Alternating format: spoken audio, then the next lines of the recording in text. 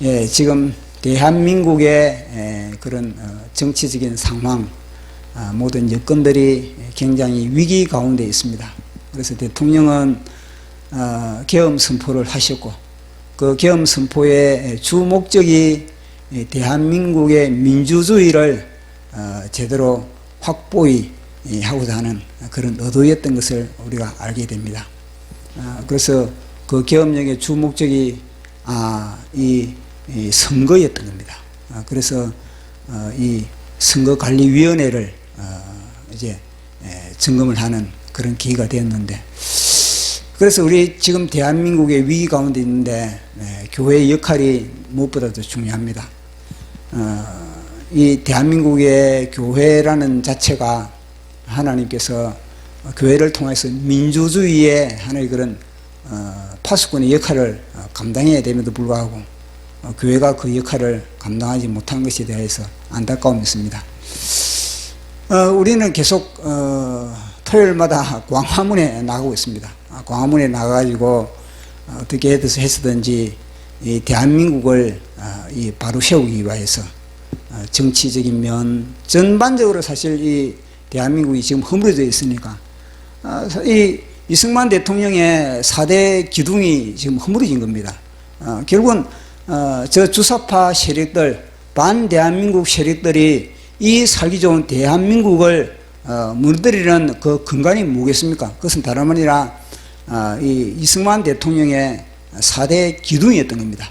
자유민주주의를, 자유시장경제, 그리고 또 한미동맹, 그리고 기독교 입국론, 이 네 기둥을 무너뜨리기 위해서 반대한민국 세력들은 거의 70년 이상 그렇게 그들은 공작을 해왔고, 그리고 그 결과가 지금 대한민국의 대통령을 탄핵하는 지경에까지 이르게 된 겁니다. 오늘은 우리가 계속 저번에 이어서 이 다윗의 가정에 이 하나의 반란의 세력, 반역, 배역의 그런 사건들을 우리가 살펴보겠습니다. 다윗의 가정에 일어난 이 반역의 사건이 전 나라에 영향을 미치게 되는 겁니다. 그것은 왜 그렇겠습니까? 그것은 다윗이 왕이기 때문에, 그리고 왕의 아들 왕자들이 그런 나쁜 짓을 그렇게 벌이기 때문에 그것이 그 나라의 전체에 막강한 영향력을 그렇게 발휘하는 부분을 우리는 살펴볼 수 있습니다. 그래서 맨 발단이 사실은 다윗의 장남 암논이었던 겁니다. 이 암논이 이복 동생 다말을 성폭행을 해버린 겁니다.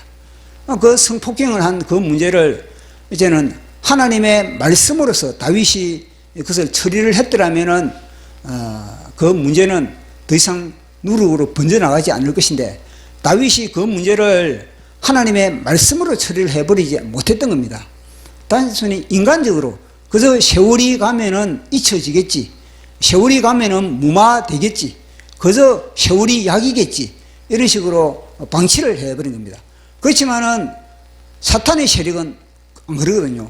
사탄의 세력은 자기 밥이 있다면 그 밥을 딱 먹고 나서는 밥을 먹고 몸을 불리는 겁니다. 몸을 불려가지고 결국은 사탄에게 이제 권세가 넘어가는 겁니다. 사탄에게 파워가 넘어가는 그런 사건이 다윗의 그런 가정에 일어나는 겁니다.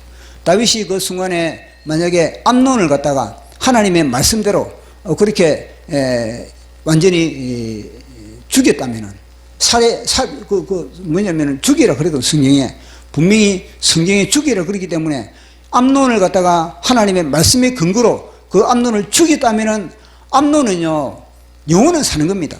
왜냐하면은 죽음 앞에 자신의 죄를 회개하거든요.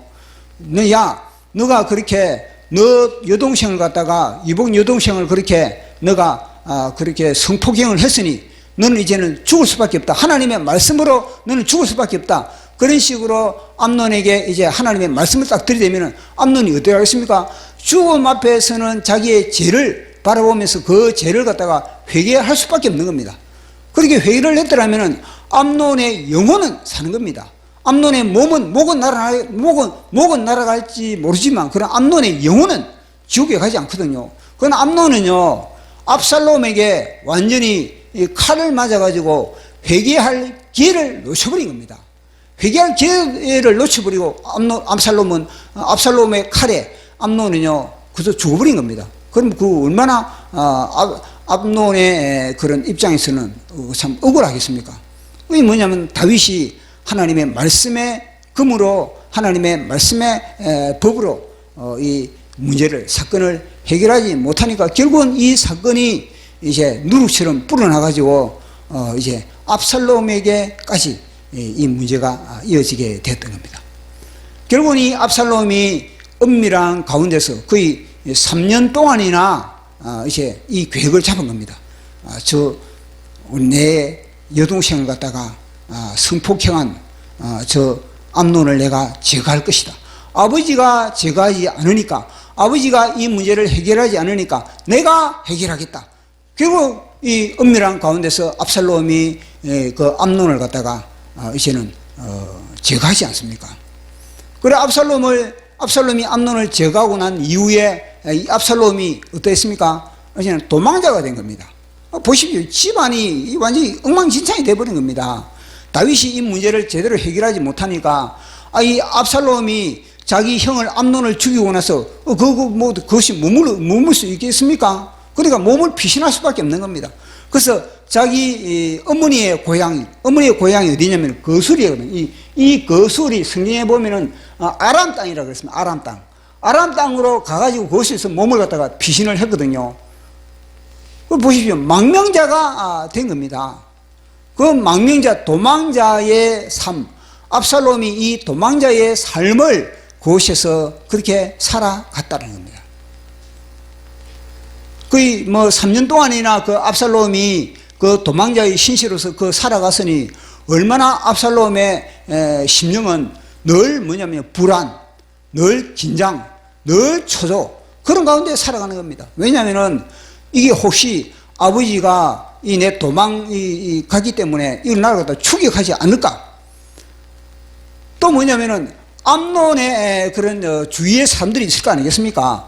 암논의 주위의 사람들이 나라를 갖다 보복하러 오지 않을까? 그 늘 뭐냐면요, 사람을 죽였으니까 그 사람을 죽인 것만큼 그 죽음에 대한 그런 그러니까 사단이 그걸 가만두지 않는 거, 그거 밥이 있는 거, 밥이.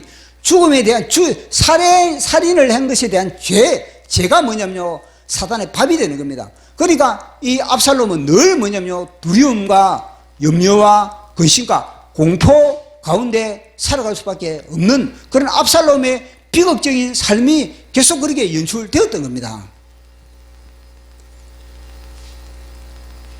그렇게 그곳에서 압살롬이 대우를 받았겠습니까? 도망자인데 자기 어머니의 고향이지만 그러나 거기서 대우를 받지 못한 겁니다. 늘 불안과 긴장과 초조감 속에서 사람들을 만나도 뭐냐면요, 낯선 사람을 만나도 혹시 나를 갖다가 이 원수 갚으려고 이렇게 하는 사람이 아닌가, 늘 불안한 그런 가운데 그렇게 사람과 교제도 나눌 수가 없는 겁니다. 흔히 우리가 이 보도에 볼 때 그러지 않습니까? 어떤 흉악한 죄를 저지르는 사람들이 지명수배를 받았습니다. 그리고 지명수배를 받아 계속 쫓기는 그런 삶을 살다가 결국은 잡혔을 때 그 사람들의 입에서 하는 말이 무엇입니까? 이제는 내가 두 다리 뻗고 잠을 잘 수가 있겠다. 그런 고백을 하고 있는 겁니다. 그만큼 뭐냐면요, 죄의 무게들, 이 죄의 무게를 갖다가 떨쳐버릴 수가 없는 겁니다. 죄값을 치러야 되는데 그 죄값을 지금 압살롬은요, 이 죄의 무게에 지금 시달리고 있는 그런 상황인 겁니다. 그러니 압살롬이 어디 그곳에서 잠이나 제대로 잘 수 있겠습니까? 늘 불안한 가운데. 그러니까 삶이 흐트러질 수밖에 없는 겁니다.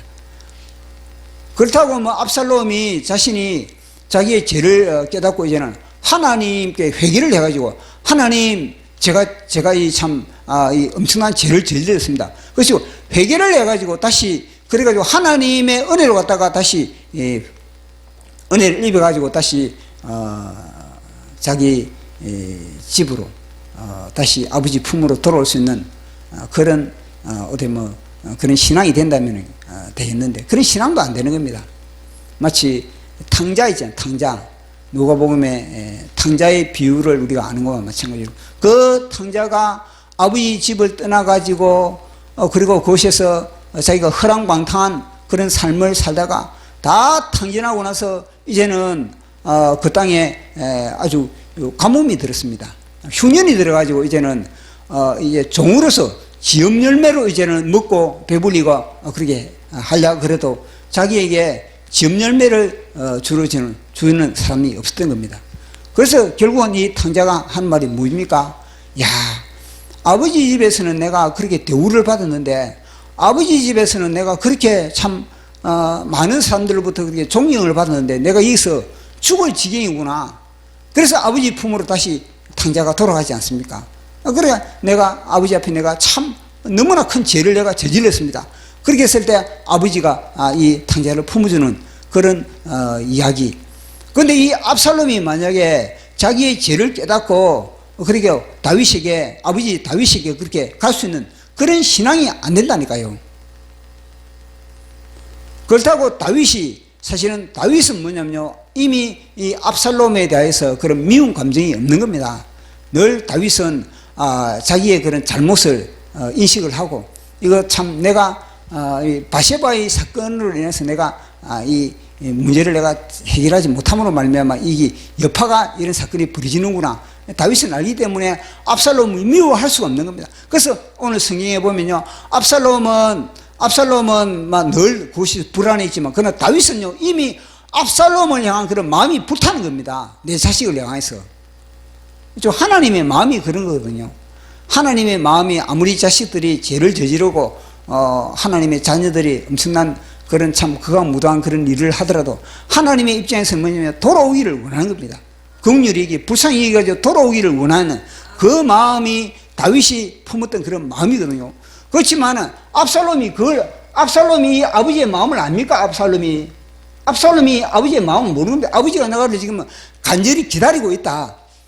아버지가 지금 나를 갖다가 내가 돌아오기만을 내가 간절히 기다리면서 참 아버지의 그런 고통, 아버지의 그런 참 아픔 그걸 갖다 압살롬은 모르는 겁니다. 왜냐? 왜 압살롬이 그걸 모르겠습니까? 마귀가 차단시켜. 마귀가 그 아버지의 마음을 알 수 있게 하지 가만두지 않는 겁니다. 마귀가 이 압살롬이 아버지 다윗의 마음을 갖다가 읽을 수 있는 그런 감을 주지 않는 겁니다. 왜냐? 마귀의 성향이 바로 그래. 마귀는 끊임없이 이간질을 하고 이간질을 분리시키고 이간질하는 것이 바로 마귀의 성향이거든요. 마귀가 들어가면요 끊임없이 온갖 이 수단과 온갖 그런 방법과 모든 그런 계략을 다 동시켜 가지고 분리시키는 겁니다. 이간시키는 겁니다. 마귀가 좋아하는 것이 무엇입니까? 압살롬이 그대로 그것에 머물러 가지고 오해하게 만드는, 끝까지 오해하게 만드는 겁니다. 아버지의 마음을 모르게 만드는 겁니다. 그것이 우리하고 똑같은 겁니다. 우리가 하나님의 마음을 모르게 만드는 마귀는 끊임없이 우리가 하나님의 마음을 헤아리지 못하게 만들고 하나님 아버지 앞에 돌아가지 못하게 만들고 끊임없이 뭐냐면요 내 죄를 묵상하게 됩니다. 내 죄를 하나님께 내 죄를 갖다가 예수 그리스도에게 넘기라. 끊임없이 나에게 넘겨라. 너희 죄를 나에게 넘기라. 회개하라. 나에게 돌아오면은 하나님 앞에 너가 돌아갈 수 있다. 이런 식으로 끊임없이 우리 예수님은 우리의 십자가에서 허리신 주님의 보혈의 능력과 보혈의 권세로서 내가 너를 갖다가 용서했다. 너희를 십자가에서 단번에 영원히 용서했으니까 너가 아버지께로 돌아오라. 그런데 왜 못 돌아가는 겁니까? 마귀가 차단시 마귀가 그런 예수의 그런 간절함, 예수의 그런 은혜 그걸 갖다가 마귀가 차단시켜 버린 겁니다.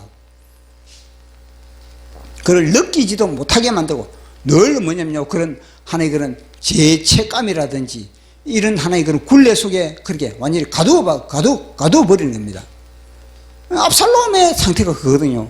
압살롬이 이거 뭐냐면요 하나님 이 다윗에게 돌아갈 생각도 염두에 아예 생각도 못하고 있는 겁니다. 만약에 그 당시 압살롬이 하나님을 향해서 만약에 회개를 하고 제대로 하나님과의 관계가 완전히 그렇게 소통이 됐더라면요 하나님이 모든 여건을 통해서 압살롬과 다윗과의 만남을 아주 자연스럽게 주선해 나아가는 겁니다. 자, 그러한 가운데 이제는 어떤 사건이 벌어지냐면요, 다윗이 압살롬을 향한 그 마음이 애절함을 갖다가 옆에서 누가 그걸 갖다가 보고 있었냐면은 요압 장군이 그걸 보고 있었던 겁니다. 그 요압 장군이 딱 그걸 보고 있으니까 내가 그러면 중간에 다리를 내가 놓아야 되겠다. 그래가지고 이 요압 장군이 이제 연극을 꾸며가지고 다윗의 마음이 압살롬에게 향하게 압살롬을 다시 불러들일 수 있는 그런 모든 연극을 그렇게 꾸미게 되는 겁니다. 그래서 다윗이 결국은요 압살롬을 불러들이는 겁니다. 그 압살롬을 불러들이면은 압살롬이 진실로 이제는 참 나 같은 죄인을 갖다가 내가 참 죽을 수밖에 없는 나 같은 죄인을 아버지가 받아주는구나. 얼마나 감사합니까? 얼마나 그 은혜에 감격을 해야 되는 겁니까? 그런데 압살롬은 그러지 못했던 겁니다. 물론 다윗은요 압살롬을 갖다가 불러들였지만은 다윗은 2년 동안이나 압살롬의 얼굴을 대면하지 않았던 겁니다. 2년 동안에 너 내 얼굴 보지 말라는 겁니다. 그런 상태로 너 내 얼굴 볼 그 낯짝이나 되냐? 이런 식으로 2년 동안에 이 다윗과 압살롬 사이의 관계 얼굴을 갖다 대면하지 못했던 겁니다. 그러니까 압살롬이 뭐냐면 어떻게 했냐면은 야 내가 지금 아버지 품에 돌아왔는데 아버지의 얼굴도 내가 대면하지 못하니까 이거 어떻게 되겠느냐? 그래가지고 뭐냐면 요압 또 압살롬이 요압의 이 밭을 갖다가 불을 질러버린 겁니다. 요압의 밭에 불을 질러버리니까 요압이 야 왜 내 밭에 내 밭에 불을 놓느냐? 그러니까 내가 이 압살롬이 하는 말이 뭐냐면은 내가 돌아왔다면은 내가 돌아왔는데 아버지 얼굴을 내가 봐야 되는데 내 2년 동안에 지금 얼굴 못 봤다. 너가 좀 중간다리를 내가지고 빨리 아버지 얼굴 좀 보게 만들라. 그였거든요. 그래서 이 요압 장군이 이제는 압살롬을 이제 아버지 앞에 소개하는 겁니다. 그러니까 다윗이 그걸 이제 알고 압살롬을 그렇게 부르는 겁니다. 압살롬을 불러가지고 2년 만에 압살롬과 다윗이 포옹을 하면서 입맞추게 되는 겁니다. 그렇게 했더라면 이 압살롬의 입장에서는 얼마나 감지덕지합니까? 감사하면서 이제는요 그곳에서 자녀로서 아버지의 자녀로서 그렇게 열심히 그리고 최선을 다해서 그렇게 살아가야 되는데 압살롬은 이 아버지와의 화해를 통해서 뭐냐면요 공식적으로 반란을 꾸미거든. 공식적으로 이 압살롬이 공식적으로 이제는 반란을 꾸미는 그런 압살롬의 그런 모습을 우리가 보게 되는 겁니다. 이거는요 이거는 참 아버지의 은혜다. 이거는 참 아버지의 용서다. 왜냐 죽을 수밖에 없는데 장남을 죽였으니까 압살롬이 장남을 죽이지 않습니까? 그러면 자기도 죽을 수밖에 없는데 자기를 불러주고 다시 아들로 품어준 것에 대해서 감사하고 기뻐하고 그리고 또 겸손한 가운데서 그곳에서 자기의 역할을 감당해야 됨에도 불구하고 이 압살롬은 뭐였냐면요 반란을 꾸며가지고 내가 저 아버지의 자리를 내가 꿰차야 되겠다. 그런 마음을 품게 됐던 겁니다. 누가 그런 마음 품게 했겠습니까? 마귀가 이 루시퍼의 영이 압살롬 속에 루시퍼의 영이 들어간 반란의 영이 들어간 반란의 영, 반역의 영이 그 속에 들어가 버린 겁니다. 그러니까 이 불행이 암논의 불행이 압살롬에게 더 증폭되어 가지고 이제는요 완전히 나라를 갖다가 쑥대밭으로 만들려고 하는 그런 엄청난 계계와 기술과 공작을 꾸미고 있는 그런 압살롬을 우리가 볼 수 있는 겁니다. 그래서 이 압살롬은 이제는 어떻게 지금은 자신이 힘이 없으니까 이제는 아버지와의 그런 만남이 주선이 됐으니까 그 뒤부터는요 모든 사람들이 이제는 이 압살롬이 아버지와의 관계 속에 모든 것이 이제는 다 소통이 된다는 것으로 이제는 사람들이 다 그렇게 인식을 하고 있으니까 그 뒤부터는 압살롬이 공식적으로 힘을 키워 나가는 겁니다. 힘 있는 사람들을 갖다가 끌어모으고 그리고 백성들이 억울한 사람들 그러니까 자기의 그런 억울함으로 인해서 뭔가 하소연하는 그런 사람들, 그 사람들을 다 뭐냐면요 자기 편으로 만들어버린 겁니다. 왜냐? 자기가 이 압살롬을 압살롬은 아주 매력 만점, 남자인데 이거는요, 매력 만점인 겁니다. 체격도 끝내주고, 얼굴도 끝내주고, 자관, 머리에서 발끝까지 흠이 없을 정도로 그렇게 됐으니까, 머리에서 발끝까지 흠이 없는 사나인 겁니다. 그러니까, 사람들로부터 얼마나 인기가 있겠습니까? 자신의 그런 외모와 자신의 그런 흠이 없는 그런 것을 통해서 사람들의 마음을 도둑질하는 겁니다. 다 도둑질 해가지고 이제는요, 자신이 힘이 이제는 왕성해졌을 때, 이제는 내가 반란을 일으켜도 이 나라는 내가 차지할 수 있다. 내가 이제는 대권을 잡을 수 있다. 이런 생각이 들었을 때 압살롬이 진짜 반란을 일으키는 그런 내용인 겁니다. 자, 그때 이제 반란을 일으킬 때 오늘 성경에 보니까 뭐냐면 압살롬이 아히도벨을 영입합니다. 아히도벨. 이 아히도벨이 누구냐면요, 다윗의 모사거든요. 다윗의 책사입니다. 책사. 그러니까 아히도벨의 이 모든 이 책사는요, 마치 하나님으로부터 모든 계시를 받은 것처럼 그렇게 진짜 영이 아주 깨어있는 그런 사람이 바로 아히도벨인 겁니다. 근데 이 아히도벨을 갖다가 이 요압이 영입을 하는 겁니다. 근데 아히도벨이 뭐냐면요, 이 요압하고 아히도벨이 참 압살롬하고 한 패가 돼버린 겁니다. 이 아히도벨이 누굽니까? 이 아히도벨이 누구냐면요, 아히도벨의 아들이 엘리암이 누구면 30용사, 다윗의 30용사 중에 한 사람이 엘리암이거든요. 이 엘리암의 딸이 누구냐면요, 바세바. 그러니까 엘리암의 딸이 바세바고 바세바의 남편이 우리야거든요. 우리야 장군. 그래 어떻게 됩니까? 그러면 아히도벨의 손녀가 바세바거든요. 아히도벨의 손녀가 바세바인데 보니까 자기 손녀를 갖다가 다윗이 건드린 겁니다. 그러니까 아히도벨의 마음에서는 어떻게 했습니까? 다윗에 대해서 이제는 등을 돌릴 수밖에 없는 겁니다. 그걸 갖다가 압살롬이 이용을 하는 겁니다.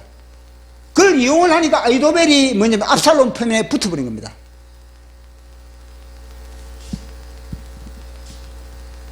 그러니 압살롬의 입장에서는 이 나라는, 압살롬은 이미 그걸 다 간파하고 있는 겁니다. 누가 다윗으로부터 등을 돌리고 있는지, 누가 다윗에 대해서 상처를 받고 있는지, 이걸 다 간파를 하고 지금 뭐냐면 아히도벨은 반란을 다 일어나고 꾸미고 다 이 모든 걸 일으키는 거거든요. 그래서 아히도벨이 자기 편에 딱 들어왔을 때 이제는 이 압살롬이 반란을 완전히 공식적으로 나팔을 부는 겁니다. 요한복음에 보면은 어떤 말씀을 하시냐면, 우리 예수님이 이제는 성찬식을 베풀지 않습니까? 마지막 성찬식을 베풀 때 이제는 가장 친한 사람, 내 동료가 발꿈치를 들었다, 반역을 했다, 그것을 갖다가 우리 예수님이 이제는 시편을 갖다가 인용을 하는 겁니다. 그 두 부분을 제가 적어놨는데 같이 읽어보도록 하겠습니다. 자, 시편 사무엘, 먼저 요한복음 13장 18절하고 시편 41편 9절하고 시작. 내가 너희 모두를 가리켜 말하는 것이 아니니라. 나는 내가 택한 자들이 누구인지 알미라. 그러나 내 떡을 먹는 자가 내게 발꿈치를 들었다 한 성경을 응하게 하려는 것이니라. 아멘. 보십시오. 이 구절이 누구를 향해서 말을 하는가 보면은, 이 구절이 바로 한 사람은 압살롬이고, 한 사람은 압살롬이고, 한 사람은 누구겠습니까? 아히도벨인 겁니다. 같이 상에서 떡을 먹던 사람이 반역을 일으키는 겁니다. 시편에도 그런 이야기를 하고 있죠. 시편에도 내가 신뢰하여 내 떡을 나눠 먹던 나의 가장 가까운 친구도 뭐냐면요, 아히도벨이 발꿈치를 들었다. 이게 뭐냐면은 예수님 때만 그런 사건이 일어난 것이 아니고 다윗 때만 그런 사건이 일어난 것이 아니고 이거는요, 주님이 오실 때까지 끊임없이 이런 사건이 일어난다는 겁니다. 왜냐? 루시퍼가 맨 마지막에 하나님으로부터 반역을 일으키지 않습니까? 그 반역의 사건이 뭐냐면요, 땅에서도 끊임없이 역사가 이어지면서 이런 사건이 일어날 수밖에 없다는 겁니다. 그래서 뭐냐? 가장 가까운 사람을 갖다가 늘 뭐냐면 우리는 경계를 하고 조심을 해야 돼요. 가장 가까운 사람들을 통해서 뭐냐? 반역이 일어나, 반역이.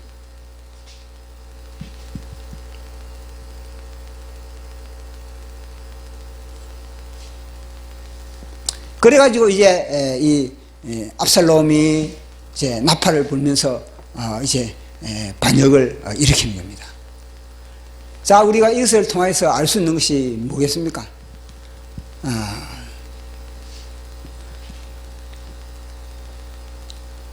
스스로 회개를 하지 않는 가운데서는 받아들이는 것 자체가 위험하다는 거예요. 위험. 이 압살롬을 갖다가 압살롬은 한 번도 스스로 회개한 적이 없는 겁니다. 스스로 회개를 했을 때 압살롬을 받아들여야 되는데 압살롬이 회개도 하기 전에 받아들인 겁니다. 그러면 어떻게 되겠습니까? 더 위험한 내 등에 칼을 꽂을 수밖에 없는 그런 존재를 갖다가 내가 전혀 경계 없이 받아들인 거하고 똑같은 겁니다.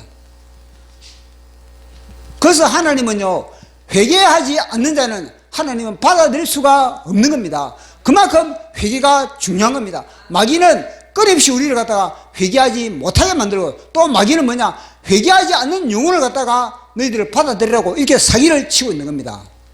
그렇기 때문에 우리는요, 상대가 회개하지 않는 걸 갖다가 우리가 정으로서, 이 다윗이 뭐냐면 이 모든 압살롬을 받아들이는 것 다 정이거든요, 정.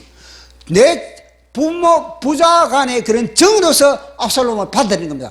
이거는요, 정과의 관계가 아니라 하나님의 말씀의 관계로서 뭐냐? 압살롬이 회개를 했을 때 받아들이는 것이 정상인 겁니다.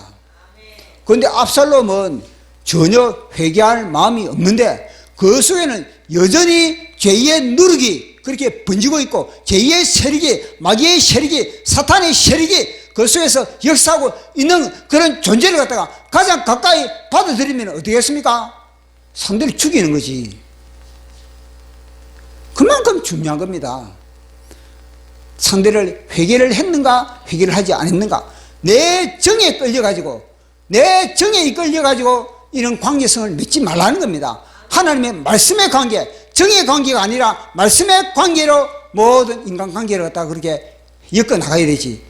정의 관계를 엮어나가다 보면요, 결국은요, 사탄이 장난질 해버려. 사탄이 완전히 그들을 갖다가 삼켜버린 겁니다. 모든 관계를 갖다가 다 절단내버린 겁니다. 보십시오. 탕자가 지금 어디에서 뭘 하는지 그 정보를 그걸 갖다가 입수할 수 없겠습니까? 탕자가 지금 어디에서 배를 곪고 있다. 어디에서 지금 무엇을 하고 있다. 탕자가 지금 어떤 질병에 걸리고 있다. 아버지가 그거 모르겠습니까? 그런 능력이 있고 그런 부의 권세가 있는 아버지인데. 그러면은 아주 탕자에게 아니면 자기 종에게 시켜가지고 야, 입금하라. 야, 탕자에게 요즘 같으면 전화를 해가지고 야, 너 돈 필요하지? 그러면 야, 통장 번호 불러봐라. 내가 입금해 줄게. 그리고 뭐 1,000만 원, 2,000만 원 입금해 줄 수도 있죠.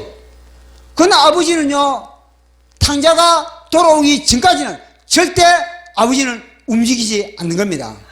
아버지가 자기 자식인데 찾아갈 수도 있죠.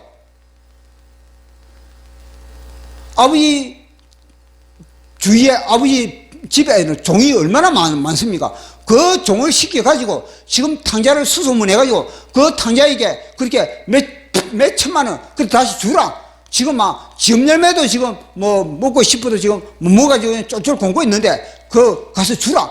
완전히 정의 관계로, 인간의 정의 관계로 그렇게 했더라면 탕자는요, 영원히 지옥감. 그러나 아버지는요, 그러지 않았던 겁니다.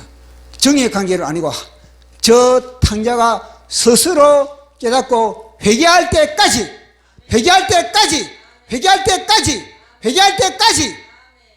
인내했던 겁니다. 참아줬던 겁니다. 그래서 자식을 살리는 겁니다. 그래서 그 자식이 그걸 갖다 깨달고 뭐냐면 아버지 품에 돌아가는 거예요. 이 탕자가 그걸 깨닫고 아버지 품에 돌아가기 전에 아버지가 수단을 써버렸다. 그러면요, 탕자는 회개할 수 있는 기회도 없는 겁니다. 그것이 누구냐?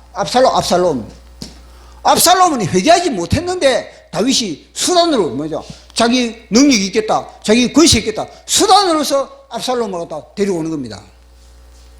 결국은요, 자기 눈 찌르는 겁니다. 이런 경우가 얼마나, 우리 인간관계에 있어서 이런 경우가 얼마나 많습니까? 그래, 이런 문제들을 갖다가 다 이 인간의 정의 문제를 해결하려고 하는데 아닌 겁니다. 말씀의 관계로 해결해. 말씀의 관계로.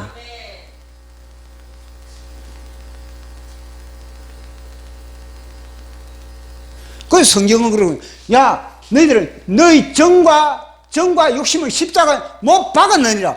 예수 그리스도의 사람은 정과 욕심을 십자가에 못 박았느니라.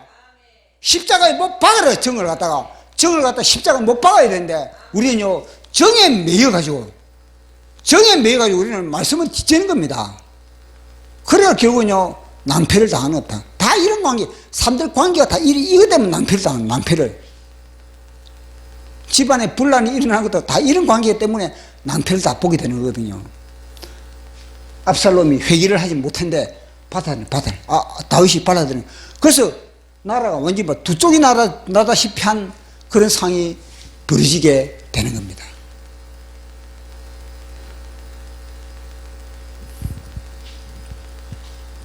그래도 다윗이 압살롬이 반란을 일으킬 정도의 그런 상태를 갖다 분별을 못했다는, 다윗이 그걸 갖다 분별을 못했다는 겁니다.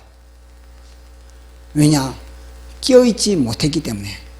깨어있다면은 이 압살롬의 일거수일투족을 갖다가 딱 분별하면서, 야, 지금 압살롬이 다른 수작을 꾸미고 있는구나, 이 정도는 알아야 되지 않겠습니까?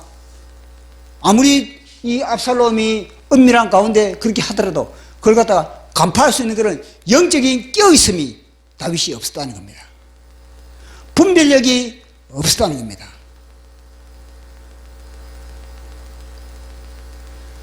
그래서 이걸 통해서 우리가 알 수 있는 것은, 단순히 우리는 정의 관계가 아니라 하나님의 말씀의 관계를 우리는 우수시 해야 되는구나, 이걸 우리가 깨달을 수가 있는 겁니다.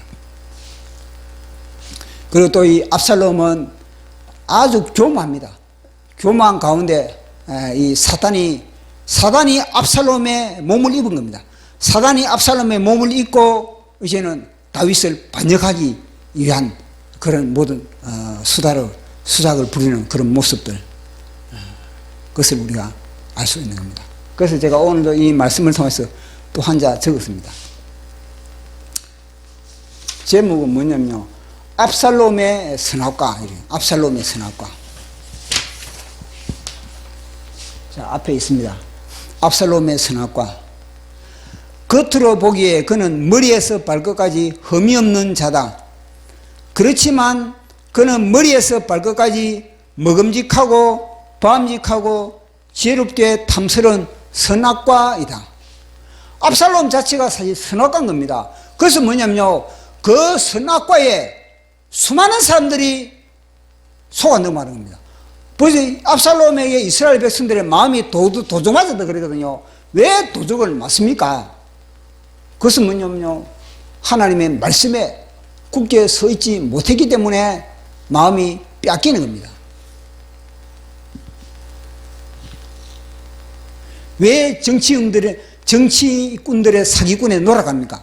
왜 정치 사기꾼에 왜 놀아나겠습니까? 내가 하나님의 말씀에 내가 굳게 서 있지 못하니까 사기를 당하는 겁니다. 왜 이단에 넘어가는 겁니까? 이단에 왜 넘어가는 겁니까? 내가 하나님의 말씀에 서 있지 못하니까 이단의 영이 끌고 가는 겁니다.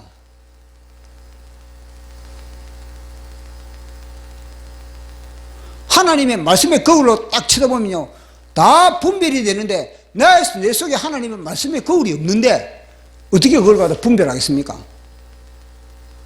그러니까 정치꾼들의 사기극에 노란하고 이단에 노란하고 사기꾼들의 사기에 노란하고 다 그건 왜 노란하겠습니까? 그들의 선악과에 생명나무에 내가 열매를 먹지 않기 때문에 선악과에 넘어가는 겁니다. 생명나무의 열매를 맛을 본 사람들은요, 선악과의 유혹에 넘어갈 수가 없는 겁니다. 그 압살롬에게 다 마음이 뺏기다. 압살롬에게 마음이 뺏겼다는 것 자체는 무엇입니까? 그 마음이 도둑맞을 정도로 파수하지 못했다는, 지키지 못했다는 거거든요. 그의 말은 꿀방울이 떨어지고 있지만 창자를 썩게 하는 독주다. 그러니까 말은, 압살롬의 입에서 나오는 말은요, 그 말을 들으면 진짜 막 위로가 되고, 그 말을 들으면 막 용기가 되고, 그 말을 들으면 뭔가 될 것 같고, 그렇지만 뭐냐, 하나님의 말씀과는 정반대의 선악과는 선악과. 먹음직하고 범직하고 지롭게 탐스러운 거지만, 그러나 뭐냐, 사망의 열매라는 겁니다. 압살롬을 쫓아간 사람들이 다 그런 겁니다. 이단을 쫓아간 사람들이 뭐겠습니까? 똑같은 겁니다. 그의 열정은 불꽃으로 타오르지만 그 불의 심지는 지옥에 닿아있다. 그 압살롬의 열정이 이것이 성령으로부터, 하나님의 영으로부터 온 열정인가, 아니면 지옥으로부터 온 열정인가? 지옥도 열정이 있습니다. 지옥의 불도 불입니다. 똑같은 불입니다. 하늘의 성령의 불도 불이고 지옥의 불도 불인데, 그러나 그걸 갖다 분별을 해야 되는, 분별을. 이게 지옥의 불인지 성령의 불인지, 그만 열정이 있다면 저거는 막 하나님의 불인가 보다. 그렇지만 아닌 겁니다. 심지를 어디 받고 있는가? 그 심지가 저 사람의 영혼의 심지를 갖다가 지옥에 받고 있는가, 아니면 하늘에 받고 있는가, 그걸 분별해야 되는 겁니다.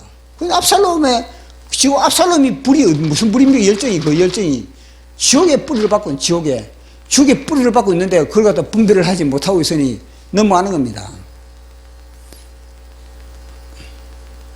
그러니까 그 나라에 지금 알곡과 가라지를 지금 가르고 있는 겁니다. 지금 대한민국의 알곡과 가라지를 가르고 있는 것처럼, 그의 입맞춤은 달콤하지만 독이 묻어있는 날카로운 칼이다. 압살롬이 보십시오. 자신의 억울한 문제를 가지고 이제는 나오면은 다 그들을 갖다 포옹을 해주는, 포옹을 해주면 입을 맞추면서, 다윗 아버지는 그 문제를 해결해 줄 능력이 없다, 내가 해결해 줄게, 이러면서 뭐냐면요, 다 환심을 사는 겁니다.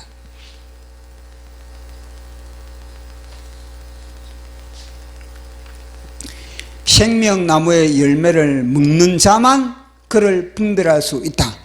시냇가에 심기운 나무만 그가 일으키는 바람에 휘둘리지 않는다. 하늘을 향해 무릎을 꿇는 자만 빛 좋은 게살구의 미끼 앞에 무릎을 꿇지 않는다. 결국은 뭐겠습니까? 내 속에 하나님의 나라, 내 속에 하나님의 영이 없으면요, 다 쭉정이로 바람에 나는 겨보같이 압살롬에 붙어버린 겁니다. 지금 이 시대도 마찬가지입니다. 지금 이 시대도 지금요, 하나님이 알곡과 쭉정이를 가르는 그런 시대에 우리가 살아가고 있는 겁니다. 그렇기 때문에 우리가 쭉정이로 우리가 보기에는 매력적이고, 보기에는 우리가 진짜 저분에게 붙으면은 진짜 뭔가 될 것 같다, 그걸 갖다가 분별할 수 있는 것은 뭐냐? 내가 알고 이래, 내 속에 알곡으로 내가 알고 이랬을 때 그걸 분별할 수 있는 겁니다. 그래서 우리는 이 압살롬에게 휘둘리는 이 이스라엘 나라의 백성들, 이걸 보면서 우리도 분별을 잘해야 되는 거예요. 분별을 잘하고, 이 마지막 시대는 더 분별을 잘해야 돼요. 내가 지금 어디에 붙어야 될 것인지, 내가 어디에 지금 소속되어야 될 것인지 알곡으로서 그렇게 우리가 남아 하나님의 곳간에 들어가는 저와 여러분 되기를 예수 그리스도 이름으로 축원합니다. 축원합니다. 예, 찬양하고 기도하는 것이 같도록 하겠습니다.